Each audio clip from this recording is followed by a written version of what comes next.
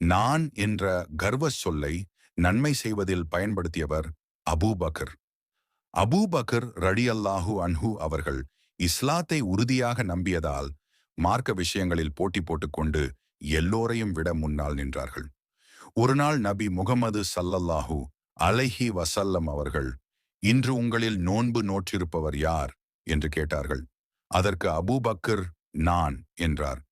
பின் இன்றைய தினம் உங்களில் ஜனாசாவை பின்தொடர்ந்து சென்றவர் யார் என்று கேட்டார்கள்.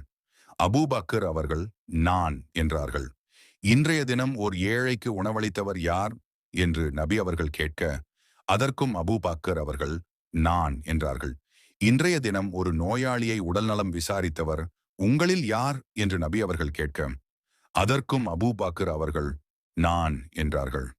அப்பொழுது நபி ஸல்லல்லாஹு அலைஹி வஸல்லம் அவர்கள், எந்த மனிதர் நல்லறங்களான இவை அனைத்தையும் மொத்தமாகச் செய்தாரோ அவர் சொர்க்கத்தில் நுழையாமல் இருப்பதில்லை என்றார்கள்.